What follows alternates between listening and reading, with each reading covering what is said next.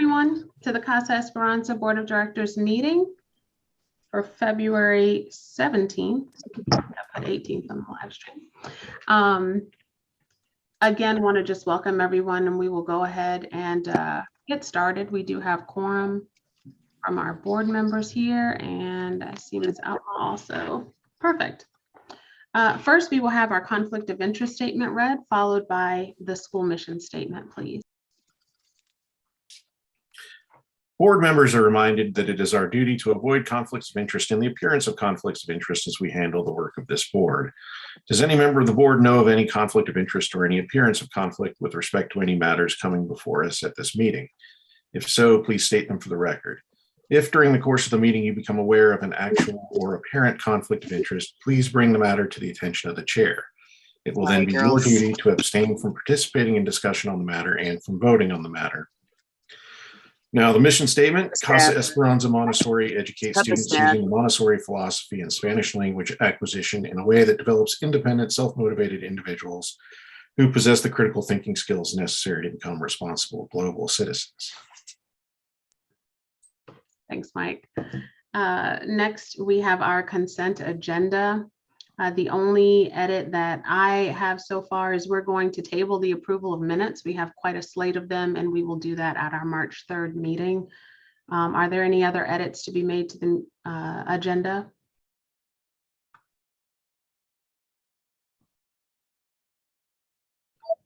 All right, hearing none, do we have a motion to approve the agenda with the removal of approval of minutes for tonight? So moved. Excuse me, this is Monica. I second Soraka. All in favor? Aye, Monique. Aye, Soraka. Hi, Alice. Hi, Monica. I think that was everyone. Okay, any opposed? All right, agenda is approved. Next on the agenda, we have public comment. If there is anyone who is here for public comment, please feel free to enter your name into chat so we can call on you. If you're unable to do that, you can also raise your virtual hand, and we will also get to you that way as well.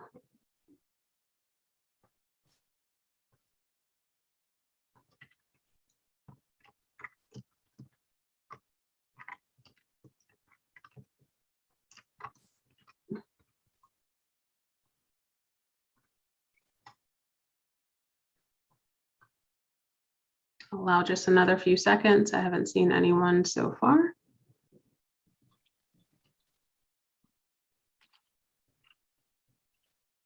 Okay, seeing no one present for public comment, we will move on to announcements. Are there any announcements from the board or from administration? None from administration. Thank you. Moving right along, we are pleased to welcome the PFA for their quarterly report. Believe, is it presenting here is Vanessa Lopez, correct? Yes, that's me. Okay. Sorry, go ahead. Am I good to go ahead and share my screen? Yes, ma'am. Let me know Okay, if you're great. having any trouble. Perfect. Okay. Well, first, I just want to say thanks to the board for giving us the opportunity to update you on things happening with the PFA. I think there's been a lot of exciting things going on in this quarter too. And so just to start, a little bit of update about our finances. We do put out monthly meetings, our monthly budget update. But this is just a compilation of November, December, and January. So during those 3 months, we had total monies coming in at $52,345.17. And expenses going out were $43,247.43. And the monies comprised of 3 accounts that we have: the PayPal, our Truist Bank accounts, and Venmo were $22,101.92. Monique, do you want me to talk about specific line items here, or? No, I mean, we have the report. It's Okay. been in the board share folder, so I think just whatever highlights you'd like to make is fine. And then if they have any individual questions. Okay, great. So I did see a question come over about how does this report sort of line up with the PFA's budget. And first, I'll just say that we have kind of had to have a bit of a working budget, as we did kind of come into this after the school year had started. And this has been a year that has grown as we've gone. So we weren't able to know exactly all the expenses that would come up since we're kind of post-COVID and things like the groundbreaking and stuff like that. So we have tried to adjust as things have come up. But initially we had projected that our income would be a total of $33,745. And we actually year to date have had income of $60,999.08. So that is a difference of $27,646.28, obviously to the good, and that's basically because of Boosterthon. So big shout out to Senora Outlaw for helping us bring Boosterthon on board there. And in terms of spending, we had projected that we would spend about the same thing, right? $33,279. And we've actually spent $48,454.87. So there's a difference there of $15,175.87. And again, that is also due to Boosterthon. So we did, and I'll just go down to the next slide so you guys can see this pretty compilation of photos. Boosterthon was a great success, and we want to say thank you to the entire community for just coming together and making that a success. Our students had so much fun and really a lot of learning wrapped up into the fun, and so that was really a great thing to get to witness. It was just nice seeing the whole community come together, and we did raise over $51,000 there, with a profit that was just over $24,000. So that was a very exciting thing, and we appreciate everybody's support there. $12,000 was donated to the school for the purchase of Montessori materials. There was $2,000 that went straight to not a retainer, but just kind of a off the top, so that we could have Boosterthon come and really get our kids involved and excited that week. And we have also already paid that $2,000 for next week, or not next week, next year. So we're excited to say that we will do Boosterthon again next year. And in November, the same day that we have Boosterthon, instead of a Casa family night, we actually had a picnic at Spring Forest Park. And we had a lot of families come together, and that was just a really enjoyable thing for everybody. So thanks for those who participated in that. We also have the Symbolic Butterfly Project. And as of December 6th, 3 of our classroom ambassador butterflies had arrived in Mexico. Very excited. Shout out to Rachel Banyal, who has really done all the legwork and help in making sure that this is a project that we continued here at Casa, and one that has happened in previous years. So we were excited to be able to continue to do that. And then there is really a lot to update in terms of the environmental committee in general. So here's some pictures of our Casa garden. And we have been working with Senora Outlaw about making sure that the garden space is safe for students. And we also have been working to get something started called Seeds to Salad, which is a program where some of our students can help grow vegetables like the ones that you see here, and take them directly to making a salad and really bringing that Montessori element into the garden space and into the classroom. And we also are excited to share that we have purchased towels to get started with a legacy project, which is part of the garden area as well. It's just an opportunity for outgoing Casa students to make a towel and to have that towel become a part of our garden. So Mary Carmen has been working with Senora Avina to get that up and going as well. And then this is a little bit environmental and also upcoming. We are preparing for a plant sale, which we did last spring, and that is coming up in April. So you'll be hearing more things. We are hoping for that to be a fundraiser that we can specifically put some things to the side for the new garden space at the new building when we move there. I'd like to shout out to a couple of volunteers. So TJ Judy has been just incredible in her dedication to the touch tank. And that is something that she's been doing for several years. We also would just like to say that there are opportunities to come alongside of TJ and to join her in that. She would love anybody who's, excited about fish or, I don't know enough about fish to say more than that, but if that's your mojo, then TJ would really appreciate anybody that would like to come along and join her in that. And then secondly, we like to shout out to Laura Chapman, who really does a lot of things, but especially for helping to organize the Fall Picture Days.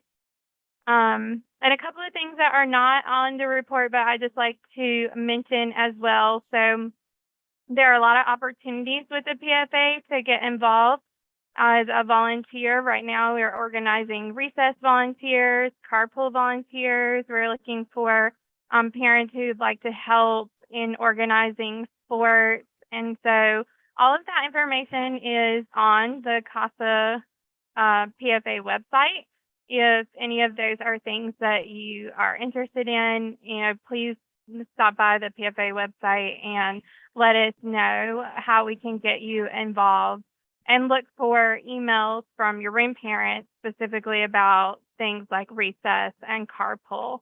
Other things that are upcoming that we have been working with Senora Outlaw on are Spirit Week and the groundbreaking, which I won't say too much about because I assume that she probably will be talking about those things herself. But we're super excited just to have a chance to come alongside and be a part of that. And those are also things that if parents are excited about, then reach out to us because we'd like to get you plugged in and helping and serving there as well. And then a couple of other noteworthy things coming up. We will be voting on a bylaw change at our next PFA Casa meeting in March. And so that is just about trying to move up the timeline of when the election committee happens and when we bring on new board members so we can have a greater opportunity to transition from year to year and make that smoother. If that is something that interests you or you want to know more about, feel free to reach out to us and definitely be there so that you can cast your vote on that. And the last thing that I wanted to make sure that I mentioned is plant sale and teacher appreciation week. So we will have the plant sale. I believe it's the Friday before teacher appreciation week. And then we will begin teacher appreciation week with flowers and plants for your teachers. And so just know that there'll be opportunities there for everybody to participate in the plant sale. Either you can get plants for yourself or you can get plants for your teachers. We are hoping to find in the community some restaurants that would partner with us so that we can make sure we have meals for our teachers each day in Teacher Appreciation Week. And so if you know of a restaurant that would like to participate, or you own a restaurant or frequently visit a restaurant, please reach out to us and help us get connected so that we can really celebrate our teachers in Teacher Appreciation Week. And I think that's all for me, unless you have specific questions. That was a tremendous amount of information. Thank you, Yes. Vanessa. And thank you to the whole PFA. We definitely know that you all have put forth just an extreme volume of effort in coordinating a lot of things and keeping the community informed and engaged. And we recognize that's a lot. So I don't have questions myself, just want to say thank you. Anyone else? Thank you. No questions for me, but also a huge thank you for all that you guys are doing. Absolutely. All right. Okay. Great. Well, thanks. Thanks so much. Next on our agenda, we have the head of school report, which will include the lottery status update and the face covering statute recommendation. So, Ms. Outlaw, please. Thank you so much. And first of all, just a huge thank you to the PFA. Thank you, Vanessa, for just highlighting some of the things, the wonderful things that the PFA does for our students, for our staff, and for our families. Your efforts, the entire PFA's efforts are really, really appreciated and critical for all of us. So we appreciate you and thank you. I do want to turn it over to Nurse Hanner first to give us an update on the latest and greatest COVID-19 protocols and masking recommendations. Take it away, Heather. All right, give me just a moment to share my screen here.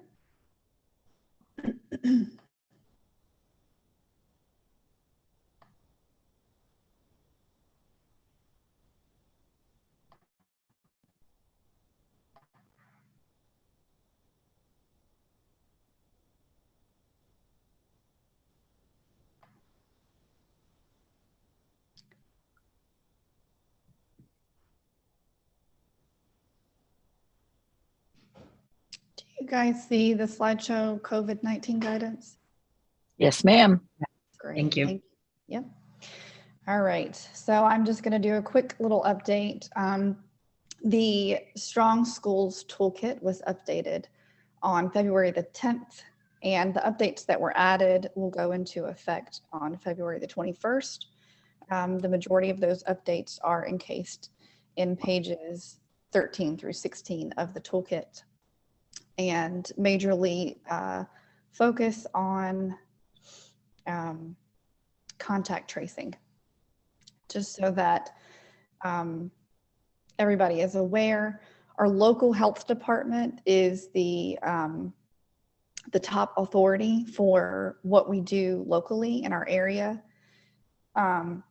Yes, we do follow NCDHHS and CDC guidance that's put forth in the toolkit, but we, pardon me, we are advised that we should coordinate with our local health department. So just wanted to make sure everybody's aware that our local health department and I communicate regularly, and they are in excuse me, in agreement that that we should continue to follow the North Carolina Strong Schools Toolkit. So what are these this new guidance, what does it look like in practice? So currently what we have been doing for the entirety of the pandemic since we've been in the school building is individual contact tracing. So what that means is that I do an individual investigation into every case. I work with the classroom teacher and determine which students were in close proximity during an unmasked time period, which would basically just be snack and lunch. Then I personally contact each individual and let them know what the quarantine requirement is for them. As we know, the quarantine requirements have changed throughout the pandemic, and again are changing. So what's changing is the quarantine requirement as well as notification methods. So individual investigation and notification is no longer recommended at this time. What is recommended would be to move forward to a group notification method or a school notification method. After speaking with Ms. Outlaw, we have decided that we think the best option would be a group notification method.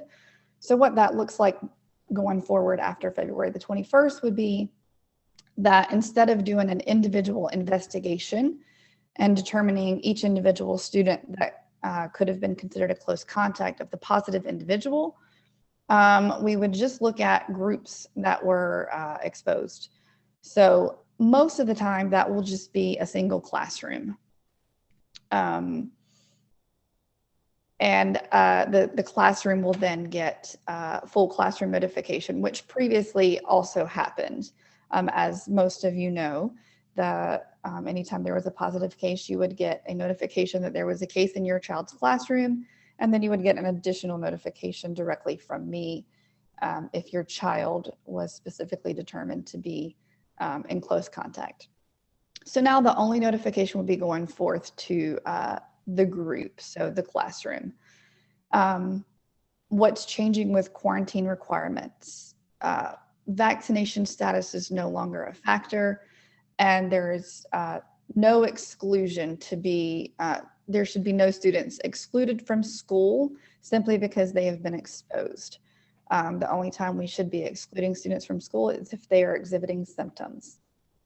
What we would recommend, what is recommended in the toolkit is that those group members should be wearing well-fitting masks for at least 10 days from the last known exposure, and that group members should test immediately if they experience symptoms, or they should test at 5 days if they're not even if they're not experiencing any symptoms. And just a quick touch on masking. While many of the nearby counties are starting to vote about masking in their schools, the NCDHHS as well as CDC still recommends universal masking in indoor settings. Likewise, we feel it is the best way to keep our students and staff safe when they're in the school. However, we would like to move away from requiring masks in any type of outdoor setting, which is a safety measure that we put in place just for Omicron. That would include lunch, recess, PE, carpool. Anytime a staff or student is outside, we would like to move away from requiring masks. Of course, anyone that still wants to wear them would be free to do that. We do understand that this is currently a rapidly changing situation. We're closely monitoring what healthcare professionals at the state and federal level are doing, and we will continue to adjust our recommendations accordingly.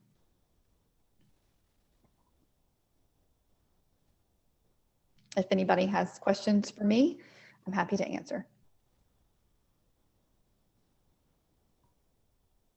Thank you so much, Nurse Hanner. One question I just wanted to be clear for the recommendations that you've presented, will those also go into effect February 21st? Or yeah. Are you asking about the removing masks for outside? Mm-hmm. We would like to move forward with that, yeah, starting next week. Okay.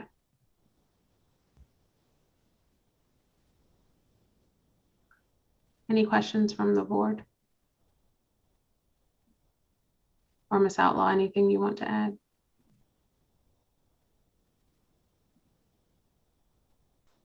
Nice presentation, Heather. Thank you.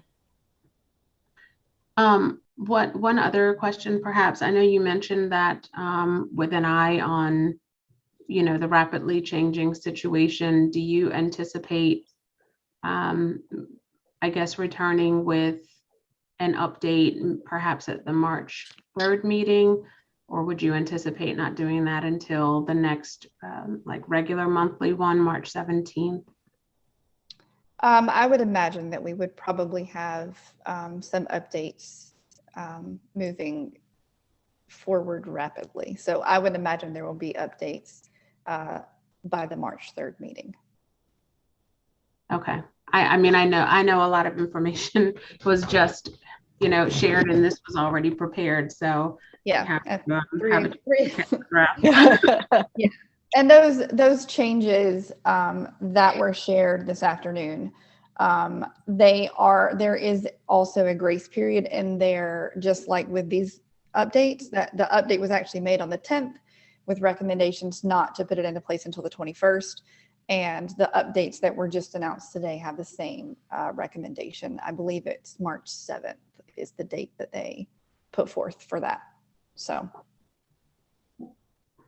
Okay.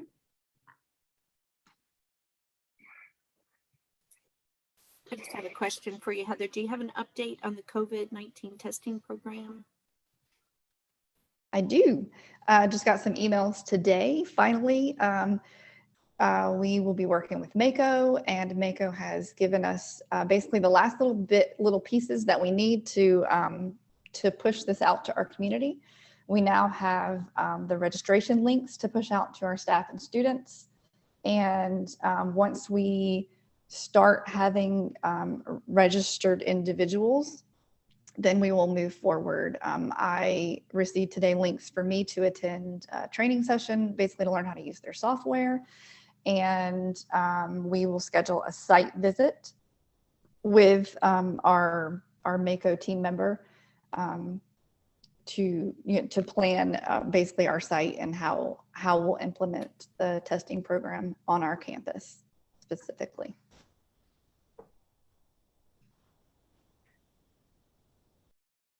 All right. Well, if there are no further questions from the board, we do need to vote. Either way, we are due for a monthly vote on the face covering policy, and Nurse Hanner has just provided the school's recommendation. Correct me if I'm wrong, please, Nurse Hanner. The main takeaway is, or the main change for Casa would be not requiring masks in any outdoor setting. That is correct currently. Okay. Is there a motion concerning the face covering policy for the school?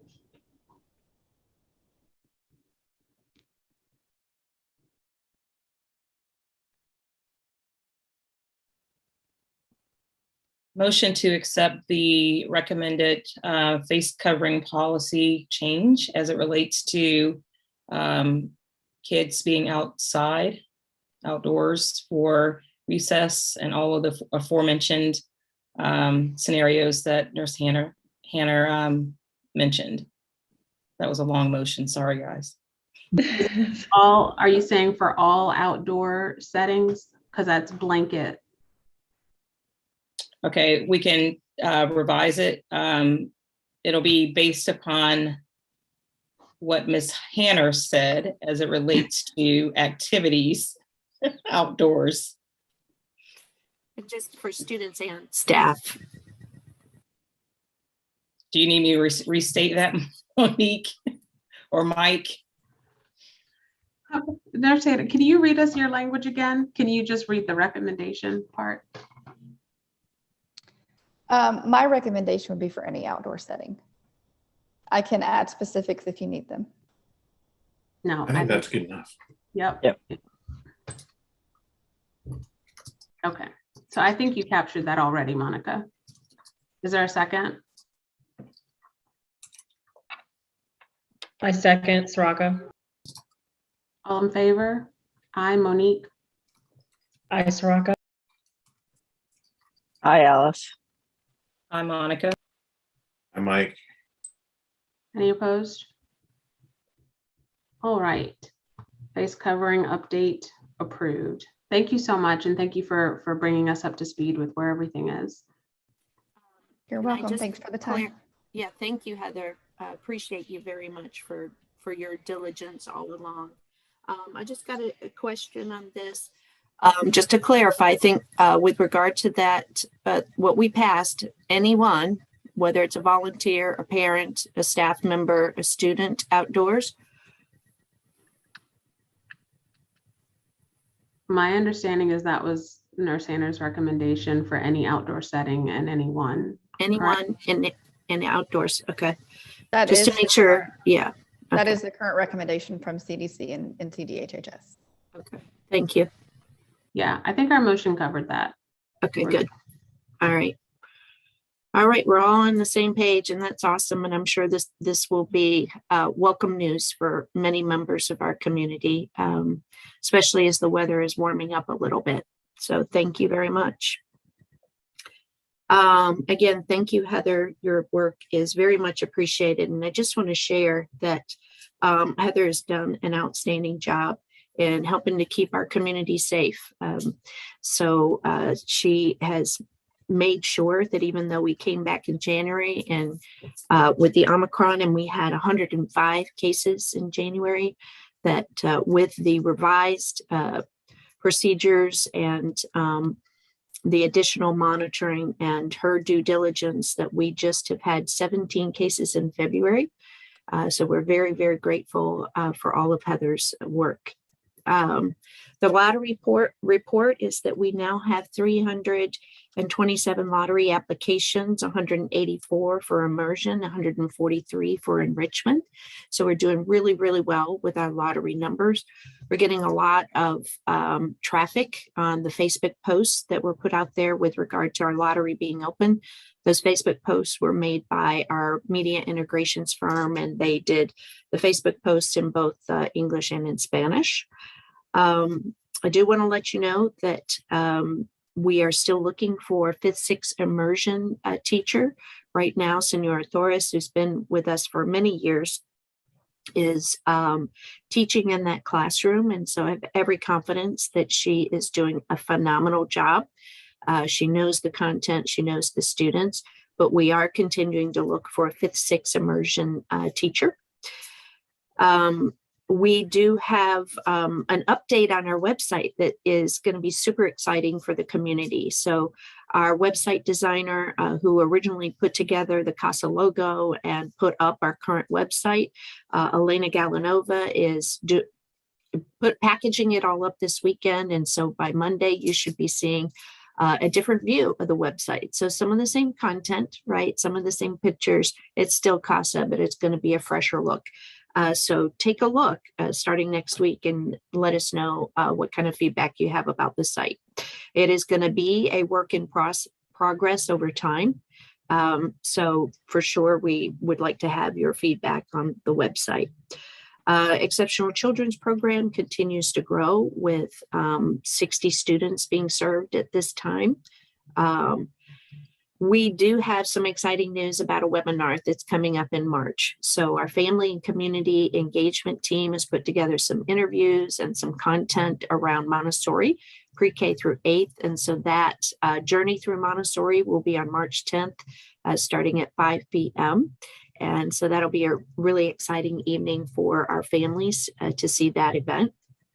We've applied for and are cautiously optimistic that we will receive some funding for a summer program for our rising 2nd through 5th grade students who will be in need of interventions. The way the program is designed is it's a 3 and 3, which means that the students would receive academic interventions for part of the day, and then part of the day they would be in a regular summer camp themed type setting. And so I'm hopeful that if we get that funding, we'll be able to launch that program and publish it to the community very soon.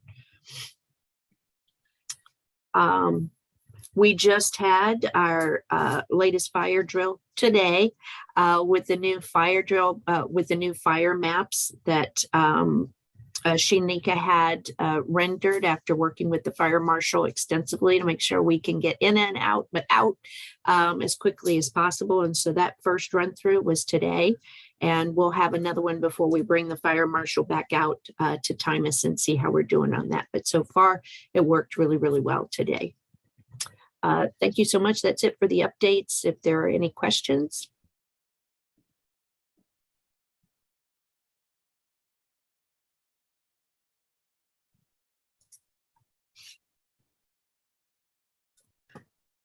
I guess just one, and thank you. Thank you, Teresa.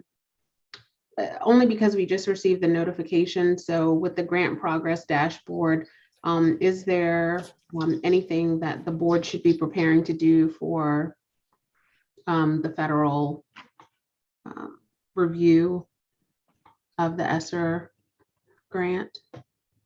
So I think we just got the notification today. Well, at least I got a notification today, so I haven't had a chance to take a look at that. If you could just give me, a little bit of time to get back with you on that. Sure. If I'm thinking about the right ESSER grant review, that's going to be on March 23rd. Is that right? I believe so. Yeah. Okay. And then, of course, I didn't mention the groundbreaking ceremony. I'm going to continue to put information out about the groundbreaking ceremony, and Media Integrations is going to be putting that out as well. So just stay tuned for the Head of School newsletter this Sunday, and additional announcements via Facebook.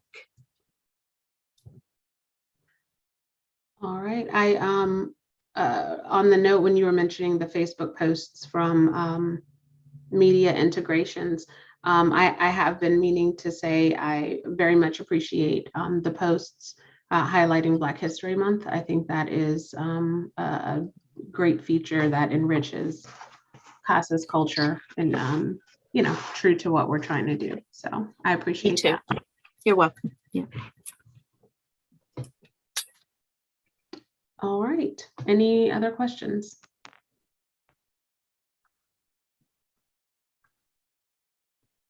Okay. We'll move on to new business, starting with the review of monthly financials and the revised budget, please. Good evening, everybody. I will get ready to start sharing my screen. Can you guys see that? Yes, ma'am. Maybe make it a bit bigger. A little bit bigger? Okay. Yep. Couple clicks. Ooh. If you can. Even one would help. There we go. That looks good. All right. So talking about January financials is good, but we're going to introduce the revised budget tonight right on top of it. So it's kind of conflicting information. You might look at these financials and go, whoa, what's going on with our budget? But I just want everybody to know that the January financials look good. We did receive the bond proceeds that we had gotten from our bond closing in December.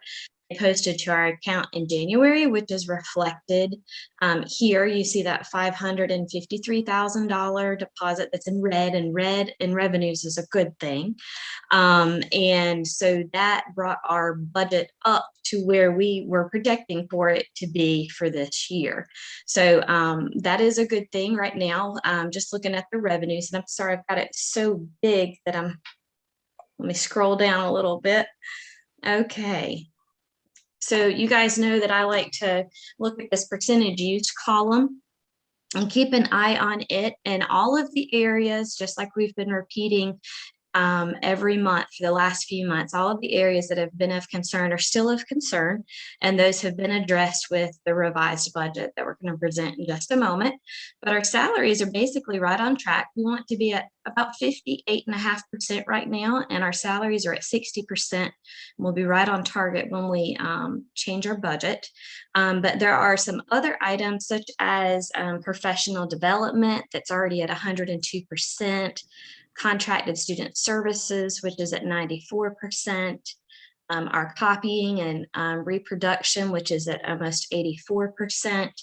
All of these are big ticket items that we've been well aware of that maybe due to unforeseen circumstances, the budgets exceeded what we originally thought that they would be.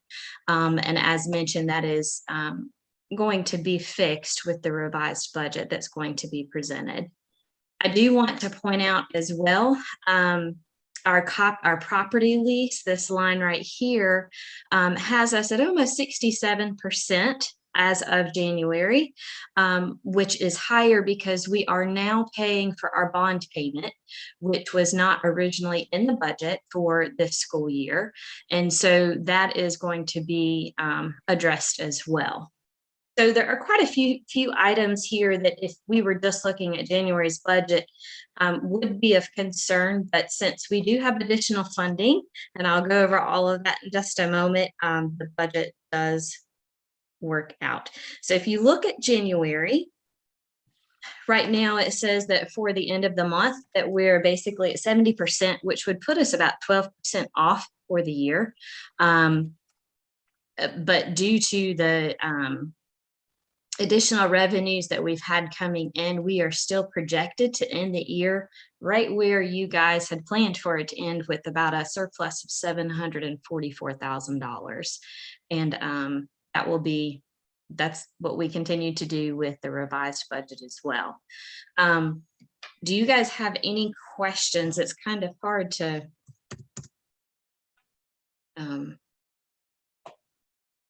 knowing that there's a revised budget. I'm sure that's probably where most of your questions are going to come from. But do you have any questions about this?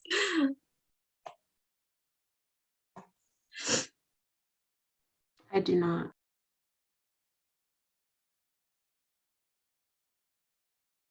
Okay.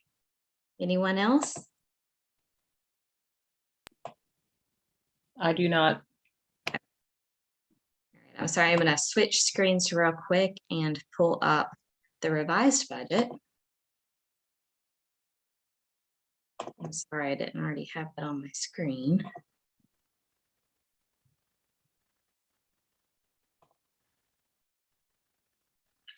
And I have two separate documents. I wanted to share this with everyone for the revised budget.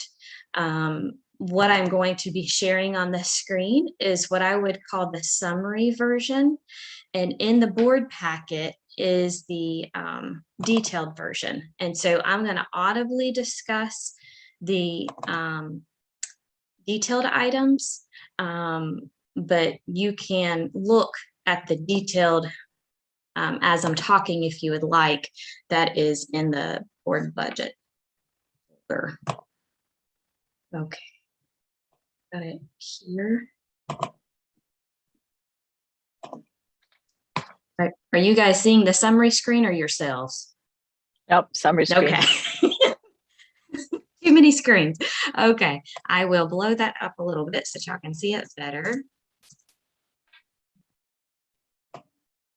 And before I get started, if anyone does want to follow the detailed version, can you locate it? Are you good with finding that document? Or do you need a moment? You're on revised detail budget 215, right? That's the detailed one that I'm not showing on the screen. I'm showing the summary on the screen. But I figure you guys might want to actually look at the detailed one so that you've got a point of reference. Just totally up to you. Okay, thank you. Okay, all right. So this revised budget summary, I'm gonna scroll right down to the bottom quickly. I'm sorry, nobody get dizzy on me. What I am proposing is that our bottom line at the end, and I'll explain how I got to this, is that we have a surplus of $676,000. So not too far off of the original budget that was proposed at the beginning of the year, or the beginning of the fiscal year for the school. And to get to the details of that, up here at the top is our revenues that we've received for this year. And the good thing about doing a revised budget is that these numbers are no longer what we hope for them to be or what we think they're going to be projected, but they are more actual numbers. And so our ADM, or our student headcount, has been finalized, as well as, thankfully, the state budget has been finally passed, and we know how much revenue we are receiving per student. So as a result, our state funds and our local funds did increase from the state. And also our federal funds increased about $420,000. They increased because of the COVID funds and the ESSER grants that were submitted on behalf of Casa by Teresa and myself, so that we could do some special things with the campus. In addition, you also see under other revenues, $778,000. That comes also from the bond proceeds that or a portion of that comes from the bond proceeds that we received for expenses that had been paid with the school budget for things that pertained to the building of the new campus. And so those expenses were reimbursed back to the school. And so we are able to count that as revenue for this year. So overall, in comparison with revenues from the original budget to this budget, our revenues have increased $1,287,000 and $1,287,270. So there is an increase. Now, I do want to point out that under the private programs, originally the school had budgeted that we would bring in $410,000, and that is not accurate for this school year. So that number has been reduced to $229,000, which is a better reflection of what we're seeing with our before and after school and our pre-care program. We do anticipate for that number to change for next year with the higher enrollment, and looking at our applications, we are projecting well with that, but there is a reduction in that one revenue. So all the rest of them went up, but the private programs did come down. Okay. So we did all of those areas. I'm going to scroll down to the expenses. All of the areas that we just talked about that were currently close to the cap of their budget, those have now been adjusted. The salary line item was increased, but that was everything that we have discussed in our board meetings. It went up approximately $100,000. And that was covering the vaccine bonus, that covers the 1.5% increase for the staff. That helps cover the increase to the paras, pay change. So all of those increases for the salary, those were board approved salary adjustments that have been made. Other areas like professional development that had already been capped out, we increased those revenues a little bit. One of the big items that we've been talking about was the contracted student services, where we've picked up additional services in both speech and with vision for our students, which we didn't know we were going to need at the beginning of the school year. So we have increased that line item approximately $30,000 to account for those expenses. Another large change that you're going to see is under property lease. That line item is almost $900,000, and that is to account for our payment to the bond agency, because beginning in January, we did have to start making a monthly payment to cover our new building that's being built for us. All right, and the only other things that were listed here that weren't huge jumps, but they were increases.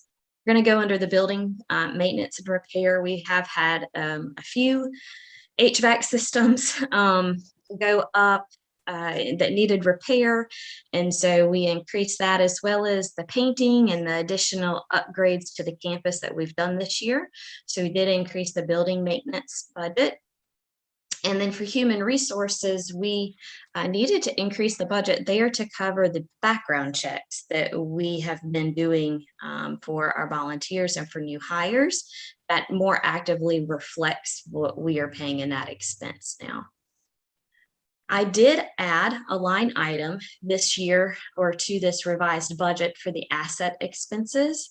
If you recall, just a moment ago, when we were looking at the January statement, there's a ugly red big letter or a number that's over $300,000, and that was for expenses that had been paid towards the new building and in preparation of the new building, but we did not have a budget for it with the original budget. And so now we have created a line item that will allow us to withdraw those funds.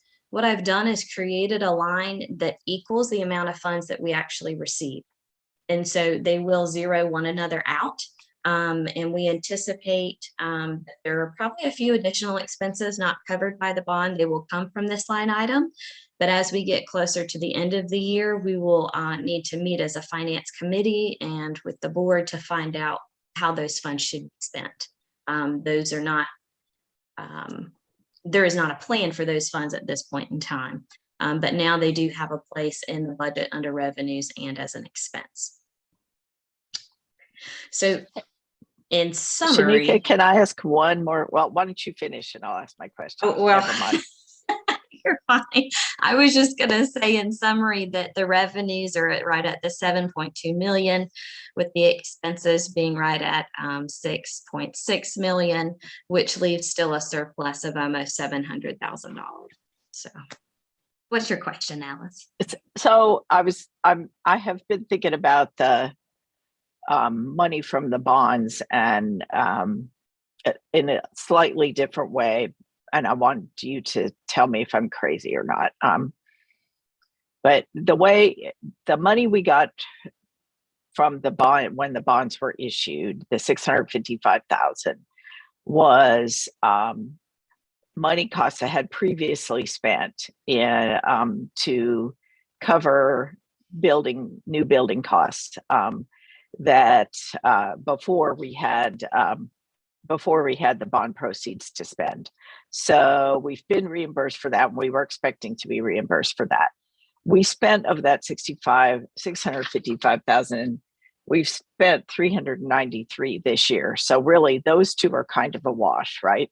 Mm-hmm. And then over and above the 393, we received 262,000 of, in round numbers, of money we spent in prior years, mostly last year. Mm-hmm. Mm-hmm. And that if my memory is correct, this is where I'm not confident. The 262 comes pretty close to covering the principal and interest payments that we had to start making in January. Mm-hmm. So Yeah. if that's right. So really when you look at the total effect of the debt deal, it kind of washes through the year, and everything else, our positive bottom line is sort of absent the impacts of the debt. Yes. Okay. If we had not spent that much money, and had that large of a reimbursement, then this would look very different. Because and the tricky part is we're getting the cash in for money we spent last year. Mm-hmm. But it's probably a good thing in the sense that we have to immediately begin making principal and interest payments, even though the building isn't done. And those two come pretty close to washing. Mm-hmm. They do. Okay. Yep. So really then for any like furniture and fixtures money that we might spend this year, we should probably seek reimbursement from the bond funds for those. I don't know. I'm think about that. We can talk about it at the finance committee, but there's lots of options. Yeah, I'm trying to figure out what the smartest way is. So I don't mean to derail this meeting. You're fine. Sorry. Are there any questions about the budget with what we've done? I don't have a numbers question, Shanika. It's a really silly for the category of property lease. Uh-huh. Now that we're moving into kind of this hybrid where we're paying on what we own and what we lease, can we just kind of retitle that? Because I feel like property lease is a little misleading when we've got our new facility payments under there also. If we could create a new line item for principal and interest, I think that would be a good thing to go ahead and do. Okay. I think it's a great suggestion, Monique. Because that number will be bigger next year. Right. And, I think it'll be beneficial to start tracking it. It's kind of cast in stone in the bond documents, but not a bad idea to highlight it. In terms of the numbers, I just really appreciate that you had the side-by-side for the finance committee in here. I mean, that helped. It just helped tremendously as you walk through. So That's why I don't have any other questions. Anyone else?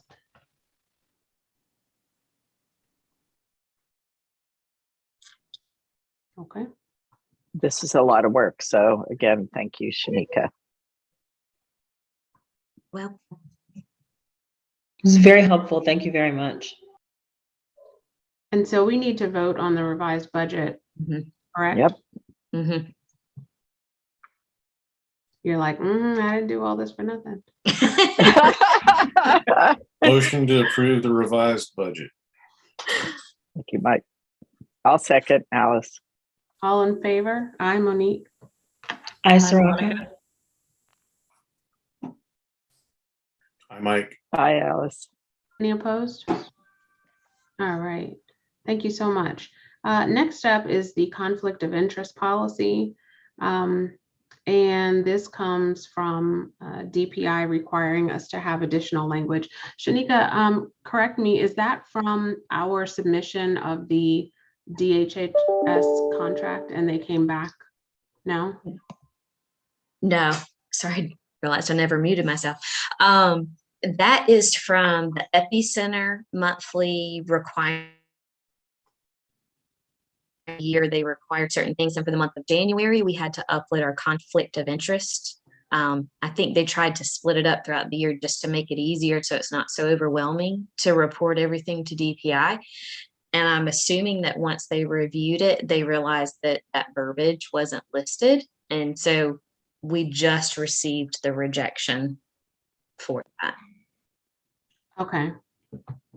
But Okay. it does mean that we might need to send an edit for the COVID grant if we change it. Okay, gotcha. I was just wondering because we reviewed it in Board Affairs and it hasn't changed in a couple years. So I was wondering what made DPI flag. But I want to do, I mean, either way, we'll, what DPI wants, DPI will get. So hopefully you all can see that. I'm showing a simplified, what's titled simplified copy. So what was in the folder initially was essentially this with a couple of other things that seemed to make sense, but Board Affairs wants to take more time to review the policy and all of the language. So what we're proposing here is just to become compliant with what DPI wants. So this is the simplified version because all it does is add the two clauses that DPI requires, which is this highlighted paragraph here and this sentence down here. And the only reason you see other strikeouts is because the other existing sentences have just been reordered to make sense with the clause that DPI wanted us to add. And then there are titles. So we've added this to help us follow the revisions that are made,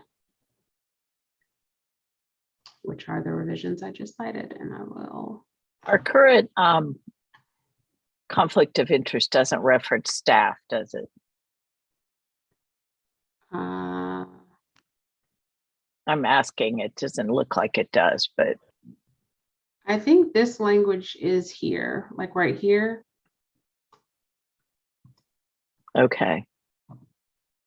But, and see, that's part of it. Like once you start looking at different parts, I realize we have a lot that we could clarify because it refers to consultants down here, certain consultants, but it's trying to define it as if that staff is an officer. I don't know. So yeah. So we it's have a little confusing, isn't it? Yeah, I mean, the goal ultimately, though, is to have a fully revised policy for our annual meeting, since we sign it after each annual anyway. But for right now, we do need to submit a version that DPI is happy with, which will be just adding the language that they want added. Yeah, the only reason I asked, and maybe Board Affairs can figure this out, is, don't we sign this every year? So does this now mean that our staff all, as part of their onboarding, has to sign as well? I don't think that's necessarily bad. I'm just pointing it out.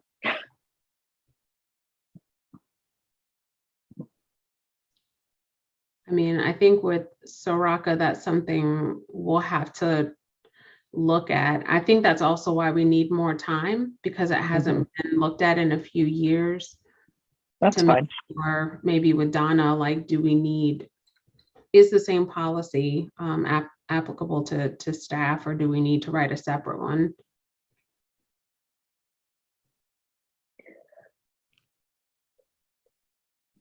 So this is just an interim compliance update, and then, in the next 3 or 4 months, we'll have a thorough revision for the board to review.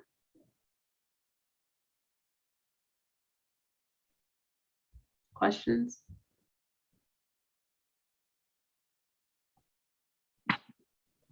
Outside of the us signing it at our annual meeting, did they expect a revised copy, a revised version by, is there a deadline that was provided? Shanika, do you remember seeing anything, or? No, the original deadline was January the 31st, which we met. I uploaded it on January the 26th, but then they came back and said that it wasn't sufficient. And so right now it just looks like a late entry, essentially, because they've rejected the original submission and they're not acknowledging that I originally submitted it. So at this point, I guess it's just marked as late, regardless of when we send it in. But I could reach out to them if you would like and find out if we're allowed to wait or if it's urgent. I'm not sure. It wasn't clear. I mean, I don't think it would hurt, but board members, do you beg to differ? I mean, I think it would be a good point of reference to know if, seems like they would have provided a deadline, I guess. If they haven't, I don't know if the assumption is, get it turned around as quickly as possible, or what? Monica, are you suggesting that if DPI, if we will stay in their good graces, that we hold on to this draft until we revise everything that we want in it and then submit it to DPI? Is that what you're saying? No, I guess what I'm asking is, if it was rejected, obviously they're telling us what we need to do to rectify it to meet, their expectations.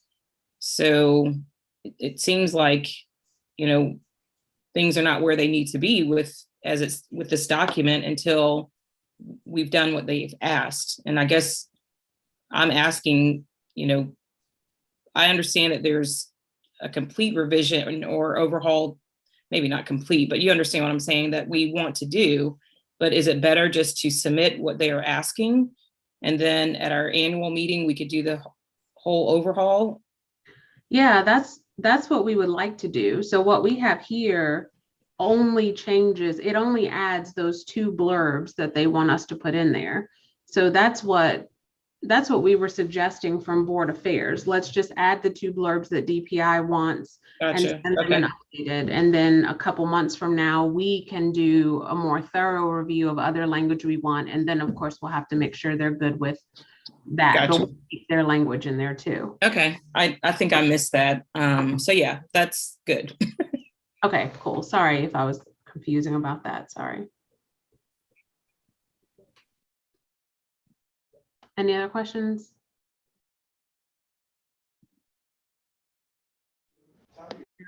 Motion to approve this revision. So I'll move. move. This is Monica. Go ahead, Monica. I'll second. Alice. All in favor? Aye, Monique. Aye, Soraka. I'm Monica. Hi, Alice.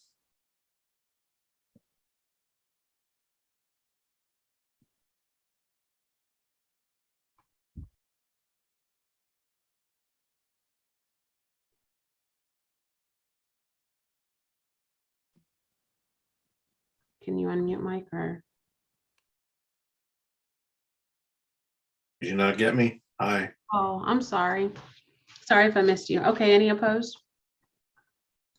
Wonderful. Okay, I will accept these changes and then Shanika, I will send you our updated version. Okay, under old business, we have the leadership consultant contract. Board has been reviewing edits of that and it's been accepted with no further edits. So I am looking for a motion to approve the leadership consultant contract as presented. So move. This is Monica. I second. This is Soraka. All in favor? Aye. Monique? I'm Monica. Hi, Alice. Any opposed? All right, thank you very much. Shanika, I will also send you a copy of that contract as well. Facility and construction management, please. So we continue with our weekly meetings with BCCG, and they're just giving us updates every week as to what's happening. There's a set agenda that they are just going through logistics on where things stand. Their primary focus, of course, is making sure everything is in order for the groundbreaking ceremony. So that was, discussed, I wouldn't say at length, but, pretty much assurance that things should be in order for next Friday. And then the foundation is scheduled to be laid, poured, whatever the terminology is, the week of the 27th. Awesome. That's it. Thank you. It is so nice to be getting into like physical proof of progress now. All right, committee reports, starting with Board Affairs.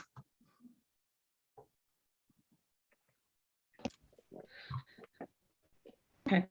Board Affairs met today to discuss the edits as required by DPI to the conflict of interest policy. Also discussed just making sure that all of the policies are readily available on the website that need to be, have the proper revision dates, just preparing for any other additional updates that we need to make on policies at our July meeting. All right. That's all. Thank you very much, Ms. Davis. Development. Okay, I know John was gonna try to make it later. I don't think he made it. Do you know, Mike, if there's any update? The latest I've seen, I think, is we're going to try to get a prospective capital campaign consultant on, is it the March 3rd agenda? I think he said 17th. Yeah. So look for that in an upcoming meeting. I believe the consultant will come and present like others have. I think that's all I've seen and heard.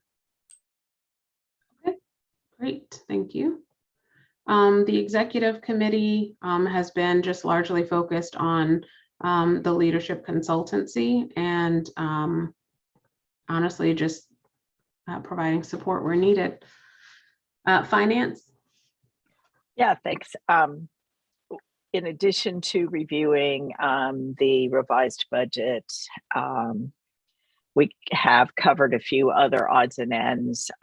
One of the things we talked about was related to how we pay 12-month employees, and we decided that there was pros and cons to all the different ways, and that we would leave it as is for now, just to minimize change.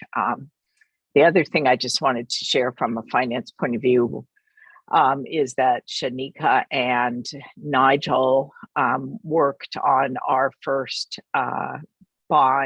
quarterly bond report, which was filed last week or on the 15th, I guess, early this week, successfully with our with DAC, who is our ongoing bond enforcer, maybe is a word for it. Shanika's laughing at me. But they help us with getting all of the compliance documents prepared and then posted on Emma, which is a public information portal where anyone can go and look to see how we're doing on our commitments with respect to the bonds. So we got all that done, and I wanted to just give you a quick view of what we filed. I need to share for a second.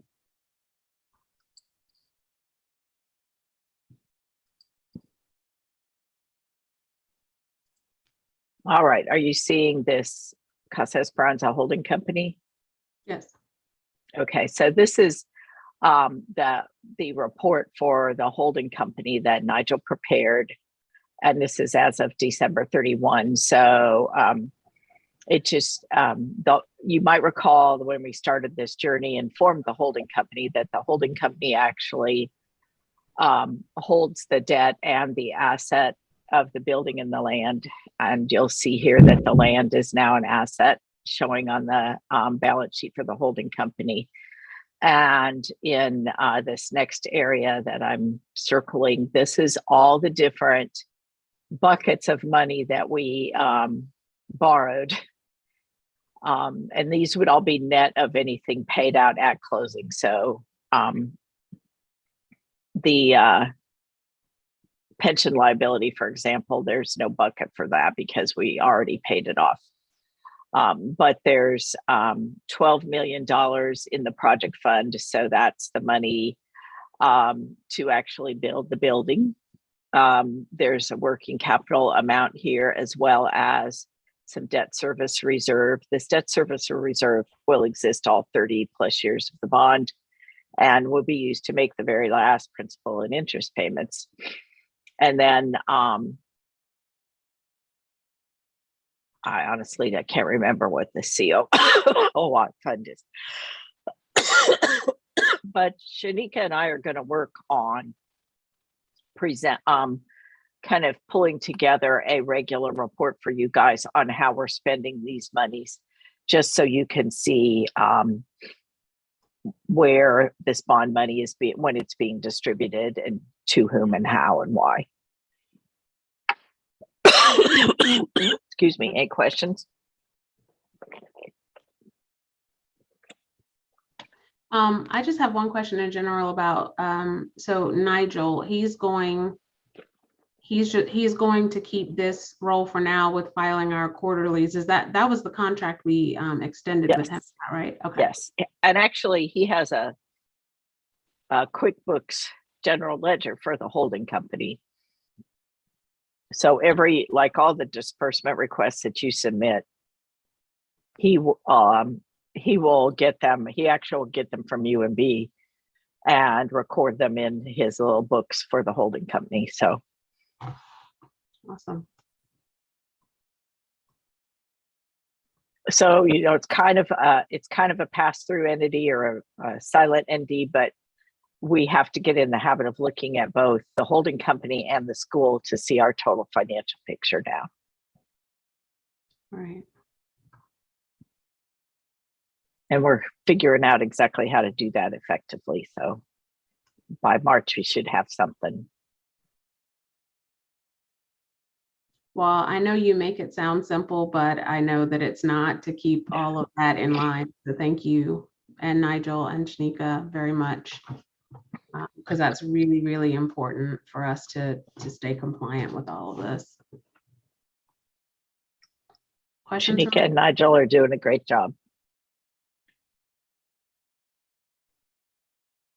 All right. Well, all right, that's it from finance. All right, well, having completed all of the business on our agenda for tonight, is there a motion to adjourn at 7:16?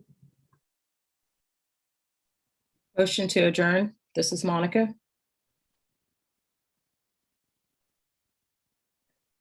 I'll second Alice. All in favor? Aye, Monique. Hi, Monica. I